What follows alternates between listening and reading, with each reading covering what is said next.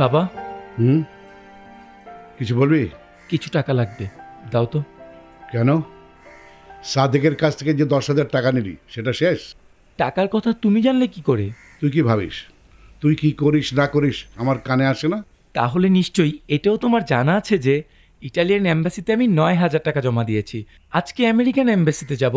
যেখানে ইচ্ছা তোর যা, কিন্তু এই ভিসার পেছনে ছোটাছুটি করার জন্যে আমি তোকে আর একটা টাকাও দেবো না। তাহলে তুমি আমাকে কি করতে বলো? চাকরির চেষ্টা কর, সরকারি হোক বেসরকারি হোক, যে কোনো একটা ফার্মে ঢোকার চেষ্টা কর। ঢুকে কি হবে বলো তো বাবা? তুমি তো একটা ফার্মে গত 15 বছর ধরে চাকরি করে যাচ্ছ। কি মূল্যায়ন হয়েছে তোমার?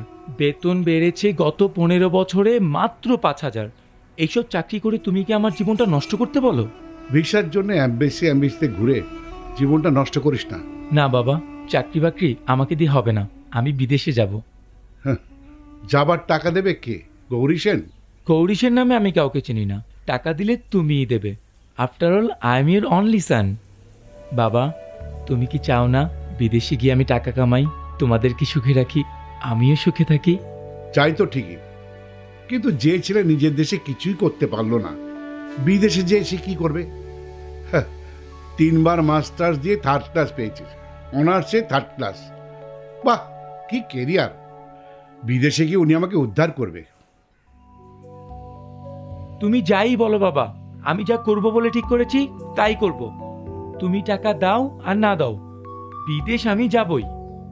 একটা বার শুধু আমার পাসপোর্টে ভিসা লাগতে দাও, তারপর দেখবে তোমাদের না জানিয়ে আমি চলে যাব আমার স্বপ্নের দেশে। Sir,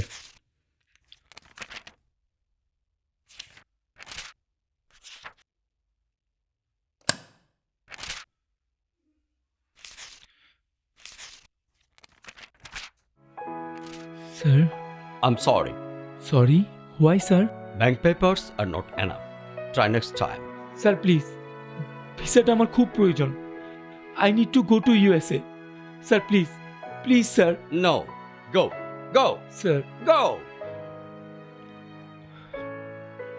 Go.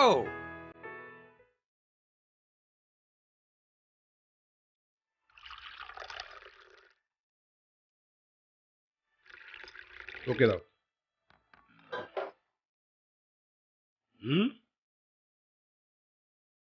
ভিসা পেয়েছিস রে?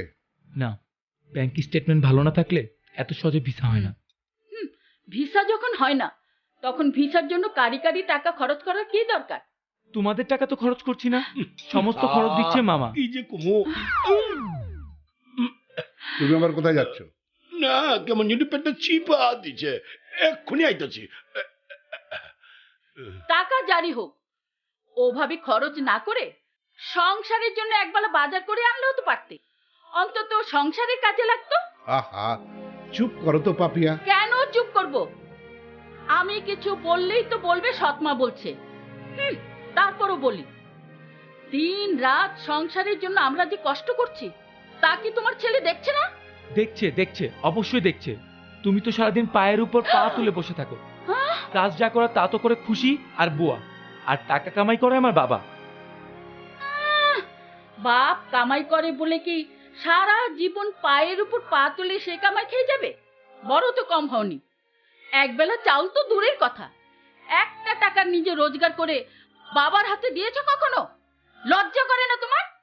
বাবার বোঝা হয়ে থাকতে, এই বাড়ির অন্ন ধ্বংস করতে। কথাটা খেতে দেবার আগে বললেই পারতে, ভাতগুলো আর নষ্ট হতো না। হলো তো মা, এবার তোমার শান্তি হয়েছে? আমাকে বলছিস কেন? আমি আবার কি করেছি? খাবার সময় অন্তত চুপ করে বসে থাকতে পারতে। হ্যাঁ হ্যাঁ, এখন তো সব দোষ আমারই হবে। ঘেন্না ধরে গেছে আমার এই সংসারের ওপর।